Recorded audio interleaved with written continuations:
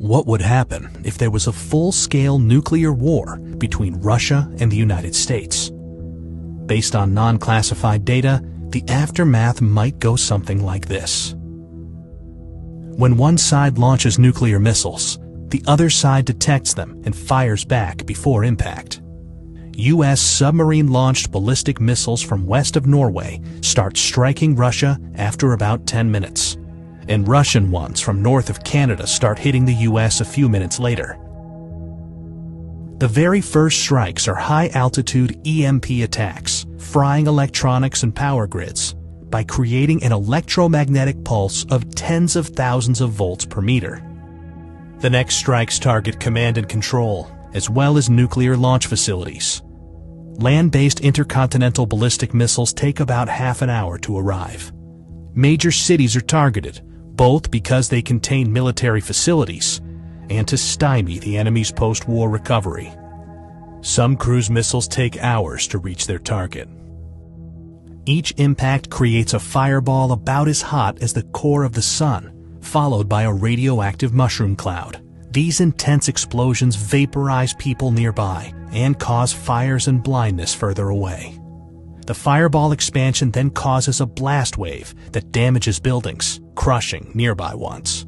The United Kingdom and France have nuclear capabilities and are obliged by NATO's Article 5 to defend the US. So Russia hits them too. Firestorms engulf many cities, where storm-level winds fan the flames, igniting anything that can burn, melting glass and some metals, and turning asphalt into flammable hot liquid. But the explosions, the electromagnetic pulse, and the radioactivity aren't the worst part. Nuclear winter is, caused by the black carbon smoke from the nuclear firestorms. The Hiroshima atomic bomb caused such a firestorm, but today's hydrogen bombs are much more powerful. A large city like Moscow, with almost 50 times more people, can create much more smoke. And a firestorm sends plumes of black smoke up into the stratosphere, far above any rain clouds that would otherwise wash out the smoke. This black smoke gets heated by sunlight, lofting it like a hot air balloon for up to a decade.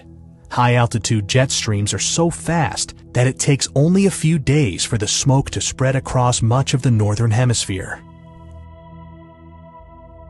In the meantime, Earth gets freezing cold, even during the summer, with farmland in Kansas cooling by about 20 degrees centigrade or 40 degrees Fahrenheit, and other regions cooling almost twice as much. A recent scientific paper estimates that over 5 billion people could starve to death, including around 99% of those in the United States, Europe, Russia, and China.